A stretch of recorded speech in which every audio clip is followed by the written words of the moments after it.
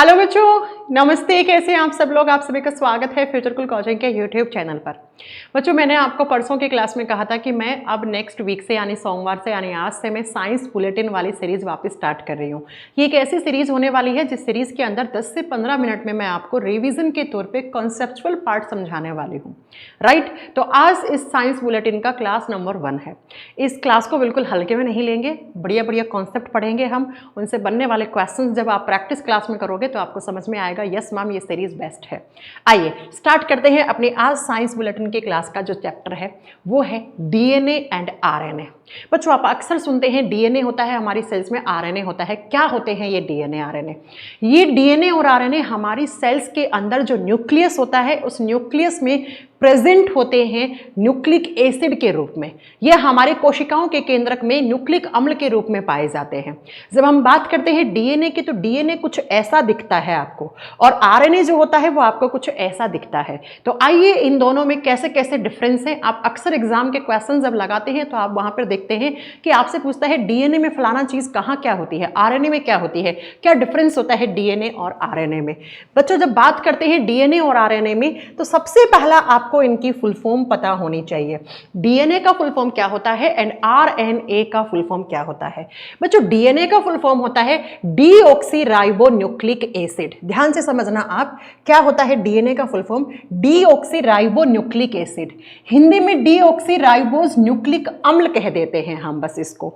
तो ये डीएनए का फुल फॉर्म होता है डीऑक्सीराइबोन्यूक्लिक एसिड। और जो आरएनए होता है उसका फुल फॉर्म होता है राइबोन्यूक्लिक एसिड। क्योंकि मैंने आपको कहा कि डीएनए और आरएनए दोनों कहां होते हैं, ये दोनों हमारी सेल के न्यूक्लियस में होते हैं यानी केंद्रक में होते हैं, तो इनको हम न्यूक्लिक एसिड के रूप में जानते हैं। तो डीएनए का फुल फॉर्म क्या हो गया? Deoxyribonucleic acid. आरएनए का फुल फॉर्म क्या हो गया? Ribonucleic acid. दोनों हमारी सेल्स के न्यूक्लियस में होते हैं। अगला क्वेश्चन क्या है बेटा? डीएनए किससे बना हुआ होता है? डीएनए के और आरएनए के अंदर कुछ नाइट्रोजीनियस बेस होते हैं, कुछ नाइट्रोजन युक्त क्षार होते हैं। मैं आपको डीएनए का फोटो दिखाती हूं। आप जब डीएनए की फोटो देखते हैं तो आपको वहां पर लिखा हुआ मिलता है ए टी सी जी, फिर देखो सी जी ए टी। ये क्या है? इन्हें कहते हैं हम बेसिस न्यूक्लियस पेयर, या हम कहते हैं इसे नाइट्रोजीनियस बेसिस। नाइट्रोजन युक्त क्षारों का पेयर पाया जाता है यानी जोड़ा पाया जाता है। जब हम डीएनए की बात करते हैं तो डीएनए में 4 प्रकार के नाइट्रोजीनियस बेस होते हैं। कौन कौन से होते हैं? A4 होता है एडेनिन। A4 होता है एडेनिन, सेम नाम हिंदी में है, आप लिख सकते हैं। A4 होता है एडेनिन, ठीक है। उसके बाद G4 होता है गुआनीन। G4 क्या होता है? गुआनीन। और C4 होता है साइटोसिन। साइटोसिन, ये C4 होता है। और T4 होता है थाइमीन।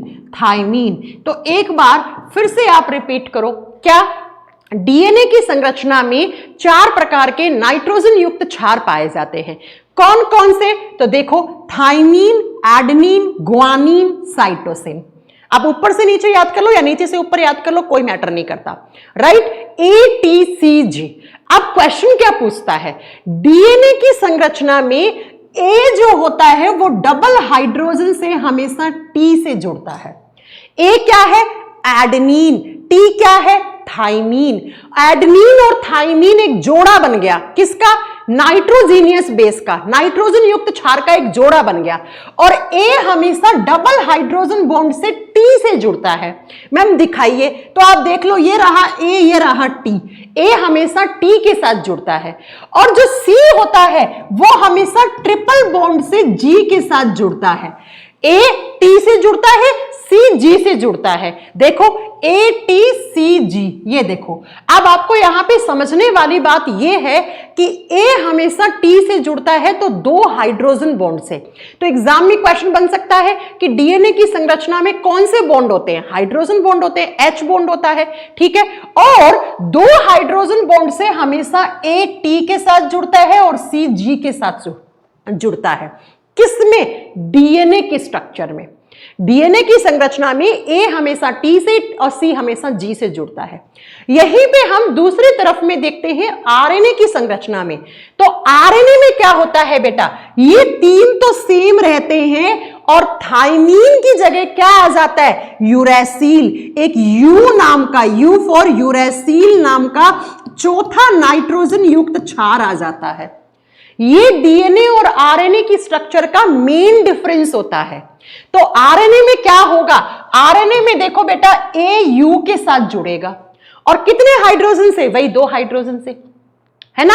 और सी हमेशा किसके साथ, जी के साथ जुड़ेगा। तो आपसे एग्जामिनर पूछेगा आरएनए की संरचना में क्या होता है, ए हमेशा यू के साथ जुड़ता है और सी हमेशा जी के साथ जुड़ता है। तो यहां पे डिफरेंस किसका आ रहा है, क्योंकि यहां पे एडेनिन के साथ थाइमीन है और यहां पर एडेनिन के साथ यूरैसिल है।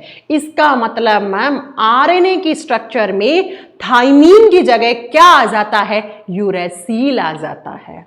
ये डीएनए और आरएनए की स्ट्रक्चर का मेन डिफरेंस है। एग्जाम में याद कर लेना, डीएनए में एटीसीजी, यहां पर एयूसीजी, और यहां पर ये यूरैसिल किसकी जगह आया है, थाइमीन की जगह आया है। तो क्या आपको मेन डिफरेंस समझ में आया डीएनए और आरएनए की जगह, और क्वेश्चन कैसे बनेगा।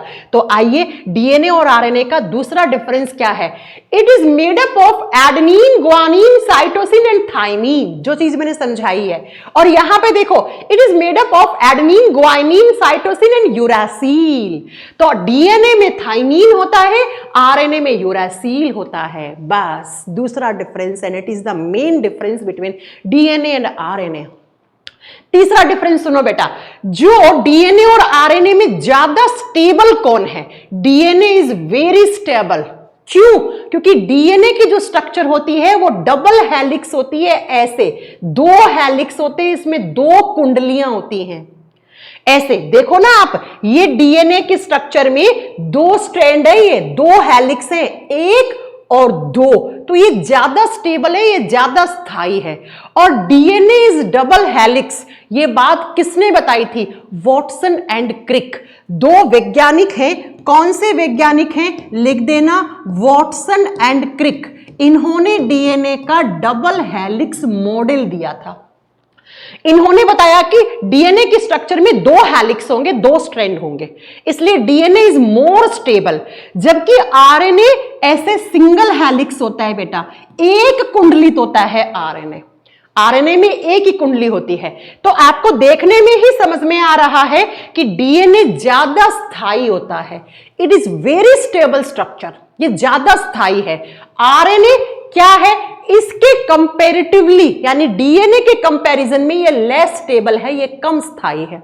तो अगर आपसे पूछ ले एग्जामिनर कि डीएनए और आरएनए में ज्यादा स्थायी कौन है, तो डीएनए।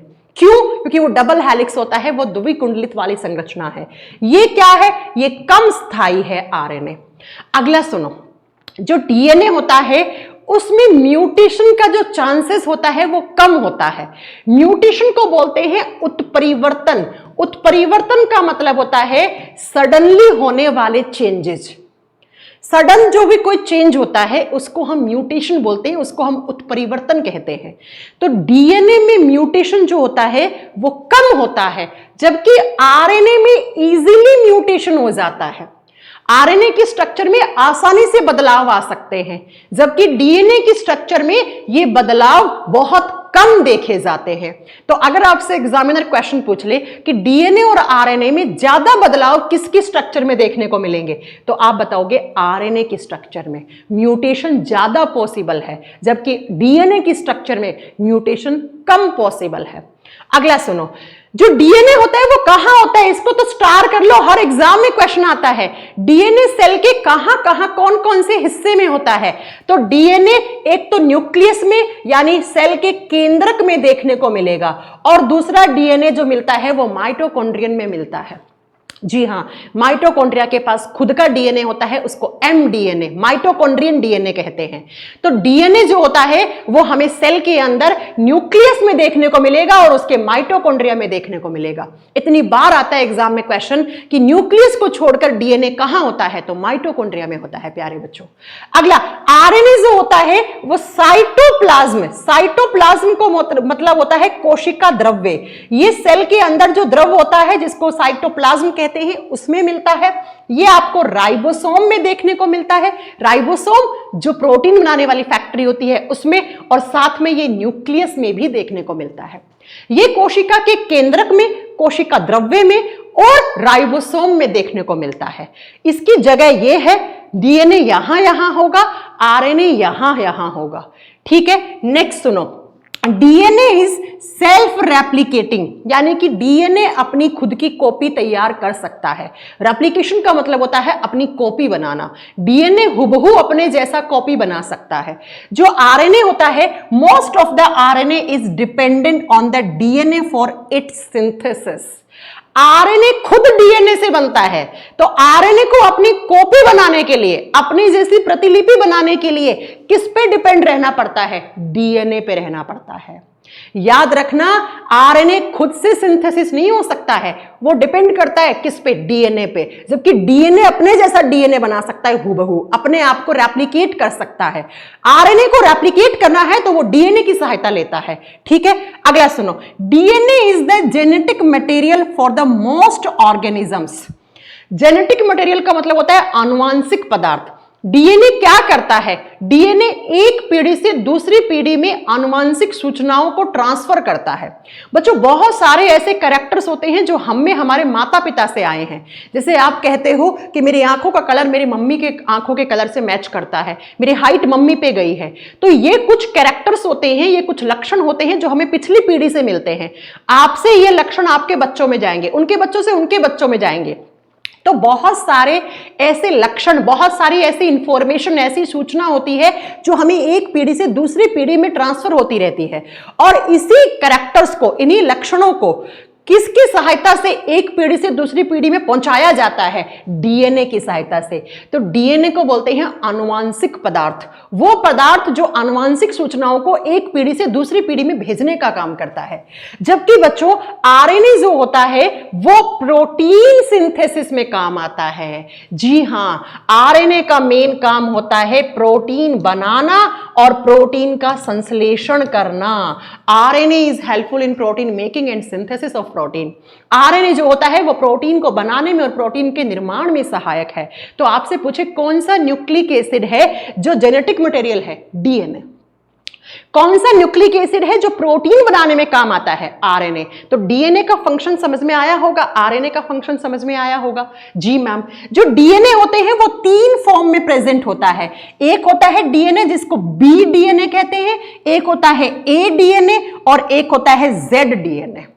क्या डीएनए 3 प्रकार से प्रेजेंट हो सकते हैं? बी डीएनए, ए डीएनए, जेड डीएनए। आरएनए की भी 3 फॉर्म होती हैं। एमआरएनए जिसको मैसेंजर आरएनए कहते हैं, संदेशवाहक आरएनए। दूसरा आरआरएनए जिसको राइबोसोम आरएनए कहते हैं, और तीसरा टीआरएनए जिसको ट्रांसफर आरएनए कहते हैं। आरएनए 3 प्रकार का होता है, एमआरएनए, आरआरएनए, टीआरएनए। डीएनए भी 3 प्रकार से अपनी प्रेजेंस शो कर सकता है, B DNA, Z DNA and A DNA. अगला जो बेसिक डिफरेंस है वो ये है कि जो डीएनए होती है उसकी स्ट्रक्चर में क्या होता है? एक शुगर होती है जिस शुगर को हम बोलते हैं डीऑक्सीराइबोज शुगर। डीएनए की स्ट्रक्चर में कौन सी शुगर, कौन सी शर्करा पाई जाती है? Deoxyribose sugar. जबकि आरएनए की स्ट्रक्चर में कौन सी शुगर होती है? Ribose sugar. इसीलिए डीएनए की फुल फॉर्म बनी डीऑक्सीराइबोज शुगर और आरएनए की फुल फॉर्म बनी राइबोज या राइबो न्यूक्लिक एसिड। तो प्यारे बच्चों, एग्जामिनर के क्वेश्चंस क्या क्या आते हैं देख लो। डीएनए का फुल फॉर्म क्या है, आरएनए का फुल फॉर्म क्या है। जो डीएनए होता है उसमें एटीसीजी होता है, आरएनए में एयूसीजी होता है। डीएनए डबल हेलिक्स से द्विकुंडली संरचना है, इसलिए ज्यादा स्टेबल है। ये एक कुंडली वाला है तो ये कम स्टेबल है। डीएनए में म्यूटेशन जो होता है वो आप बताओगे बेटा क्या, वो बहुत कम होता है, जबकि इसमें म्यूटेशन आसानी से हो जाता है। डीएनए हमारी सेल के न्यूक्लियस और माइटोकॉन्ड्रिया में पाया जाता है। आरएनए जो होता है वो साइटोप्लाज्म, राइबोसोम और किसके पास, न्यूक्लियस के पास होता है। डीएनए को हम आनुवांशिक पदार्थ कहते हैं, ये आनुवांशिक सूचनाओं को एक पीढ़ी से दूसरी पीढ़ी में पहुंचाते हैं, जबकि आरएनए जो होता है वो प्रोटीन बनाने और प्रोटीन के संश्लेषण में सहायक होता है। डीएनए भी 3 तरीके से अपनी प्रेजेंस शो कर सकता है और आरएनए भी 3 तरीके से पाया जाता है। डीएनए की संरचना में डीऑक्सीराइबोस शुगर होती है और आरएनए की संरचना में राइबोस शुगर होती है। अब बच्चों आपको 3 शब्द बताती हूं मैं, जो आप बायोटेक्नोलॉजी में या हर एग्जाम में आपसे पूछा जाता है। What is replication? रेप्लिकेशन का मतलब होता है प्रतिलिपि, अपने जैसी कॉपी बनाना। जैसे फोटोकॉपी की मशीन होती है वो क्या करती है, एक कॉपी की अनेकों कॉपी बना देती है। ठीक ऐसे ही एक डीएनए ने अपने आप को रेप्लिकेट करके अपने कॉपीज बना ली। ठीक है, किसके लिए? कोशिका विभाजन के लिए, सेल डिवीजन के लिए। तो उस प्रोसेस को रेप्लिकेशन कहते हैं। डीएनए अपने जैसा हूबहू डीएनए बना दिया तो उसको रेप्लिकेशन कहते हैं। आपसे पूछेगा रेप्लिकेशन का मतलब क्या होता है? एक डीएनए से दूसरा डीएनए बन जाना। क्यों? कोशिका विभाजन के लिए जरूरी होता है, क्योंकि जब एक सेल डिवाइड करती है तो उसका डीएनए भी तो डिवाइड करता है ना। दूसरा सुनो, एक टर्म होता है ट्रांसक्रिप्शन, जिसको हिंदी में बोलते हैं अनुलेखन। ट्रांसक्रिप्शन क्या होता है? तो प्यारे बच्चों, जब डीएनए जो होता है उससे आरएनए बनता है, डीएनए से आरएनए बनना ट्रांसक्रिप्शन कहलाता है, अनुलेखन कहलाता है। ये डीएनए है, इससे आरएनए बन गया, तो इस प्रोसेस को क्या बोलोगे? ट्रांसक्रिप्शन बोलोगे। फिर बेटा आरएनए से प्रोटीन बनना, पॉलीपेप्टाइड का मतलब है प्रोटीन। यहां पे आरएनए था, उससे प्रोटीन बन गया तो उसे ट्रांसलेशन कहते हैं, उसे अनुवादन कहते हैं। फिर से समझो, डीएनए ने अपनी कॉपी बना दी, डीएनए ने एक दूसरा डीएनए बना दिया, इसको रेप्लिकेशन कहते हैं, इसको प्रतिलिपि कहते हैं। ठीक है, डीएनए से आरएनए बन गया। मैंने थोड़ी देर पहले पढ़ाया था कि आरएनए को बनने के लिए डीएनए पे डिपेंड होना पड़ता है। तो डीएनए से आरएनए बनना क्या कहलाता है? ट्रांसक्रिप्शन, अनुलेखन। और आरएनए से प्रोटीन बनना, क्योंकि मैंने आरएनए का काम पढ़ाया था प्रोटीन बनाना, तो आरएनए से प्रोटीन बनना ट्रांसलेशन यानी अनुवादन कहलाता है। तो मुझे उम्मीद है कि आपको समझ में आया है डीएनए आरएनए की फुल फॉर्म क्या होती है, इनमें क्या डिफरेंस होता है, क्या होता है रेप्लिकेशन, क्या होता है ट्रांसक्रिप्शन, क्या होता है ट्रांसलेशन, क्योंकि एग्जाम में आपको डायरेक्टली यहां से क्वेश्चंस देखने को मिलते हैं। और ये था अपना आज का 10 मिनट का शो, जिसकी क्लास नंबर 1 है। आपको अच्छी लगी तो प्लीज आप बोलिए मैम कंटिन्यू करिए इस चीज को। मैं ऐसे ही कॉन्सेप्चुअल पार्ट 10 से 15 मिनट में आपको करवाती रहूंगी, छोटे छोटे चैप्टर्स, तो आपका रिवीजन बहुत अच्छा हो जाएगा। राइट जी मैम। इसी के साथ मैं आपको बता दूं कि 15 अक्टूबर को सुबह 11 बजे 15 अक्टूबर सुबह 11 बजे मैं आपको रेलवे वाले बच्चों के लिए एक बहुत अच्छा स्पेशल अनाउंसमेंट लेकर आने वाली हूं, जिस अनाउंसमेंट से सिर्फ और सिर्फ आपका फायदा ही होगा। अब वो अनाउंसमेंट क्या है, तो आप सभी लोगों को इवेंट लग चुका है, उसका रिमाइंडर सेट कर लीजिएगा। 15 अक्टूबर सुबह 11 बजे मैं आप सब लोगों के सामने एक गेम चेंजर, आप लोगों की तैयारी में 4 चांद लगाने वाला एक ऐसा स्पेशल अनाउंसमेंट लेकर आने वाली हूं। लेकिन कब? तो 15 अक्टूबर सुबह 11 बजे आपको इसी YouTube चैनल पर मेरे साथ जुड़ जाना है 11 बजे। उसका इवेंट लग चुका है, आप उसका रिमाइंडर सेट कर लीजिएगा। तो आज के हमने 15 से 15 मिनट शो में साइंस बुलेटिन में हमने क्या पढ़ा, क्या होता है डीएनए, क्या होता है आरएनए, क्या इनमें बेसिक डिफरेंस होता है, क्या होता है रेप्लिकेशन, क्या होता है ट्रांसक्रिप्शन, क्या होता है ट्रांसलेशन। आप जब PYQs लगाओगे तो आपको ये कॉन्सेप्ट बहुत ज्यादा वहां पे काम आएगा। तो मैं उम्मीद करती हूं कि आपको ये क्लास नंबर 1 अच्छी लगी होगी। अच्छी लगी तो प्लीज़ वीडियो को लाइक कर दीजिए, चैनल को सब्सक्राइब कर दीजिए। मैं बहुत कम बोलती हूँ ये चीज़ें, लेकिन कभी कभी बोलनी भी पड़ती हैं। और अगर आप चाहते हैं ये सीरीज कंटिन्यू रहे तो प्लीज़ आप लोग कमेंट करके बताइएगा कि यस मैम कंटिन्यू रखनी है ये series. Thank you so much. मिलेंगे पार्ट 2 में यानी कल।